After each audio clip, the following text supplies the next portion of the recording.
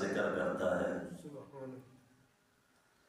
خوش نصیب ہے وہ انسان جو رب کی عبادت کرتا ہے، خوش نصیب ہے وہ انسان جو مصطفیٰ جان رحمت صلی اللہ علیہ وآلہ وسلم کی سنتوں پر عمل کرتا ہے۔ خوش نصیب ہے وہ انسان جو دین اسلام کا سچا پیروکار ہے، شریعت کا پابند ہے۔ یقیناً ایسا انسان اللہ اس کی دنیا بھی سنوار دیتا ہے، قبر و آخرت بھی اس کی سنوار دیتا ہے۔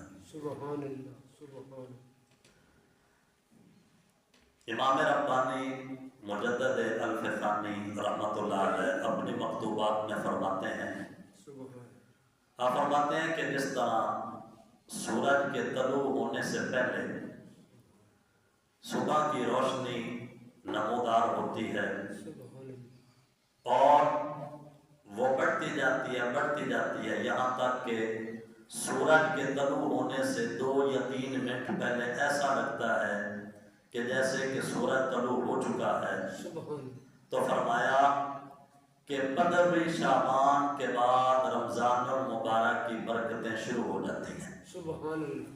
رمضان کا نور، رمضان کی برکتیں شروع ہو جاتی ہیں، تو رمضان المبارک کی آمد سے 2 یا 3 دن پہلے ایسے لگتا ہے کہ جیسے رمضان المبارک کا مہینہ شروع ہو چکا ہے۔ اور آپ رمضان المبارک میں نبی پاک صلی اللہ تعالی علیہ وآلہ وسلم کے معمولات کیا تھے؟ صحابہ کرام رضی اللہ تعالی عنہم فرماتے ہیں کہ جیسے ہی رمضان المبارک کا مہینہ قریب آتا تھا تو مصطفیٰ جان رحمت صلی اللہ علیہ وآلہ وسلم آپ 3 چیزوں میں آپ بڑھ جاتے تھے۔ فرمایا سب سے پہلے بات یہ ہے کہ آپ عبادت میں بہت زیادہ کوشش کرتے تھے،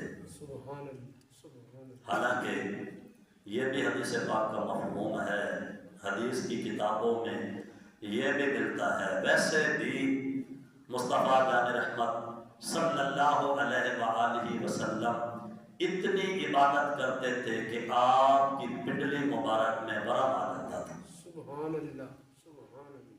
اللہ نے قرآن میں خود فرمایا کہ یا ایھا المزمل قم اللیل الا قلیلا نصفہ او انقص منہ قلیلا، کہ اے کملی اوڑھنے والے حبیب، رات کے کچھ حصے میں قیام کیا کریں، کچھ رات آرام بھی فرمائیں۔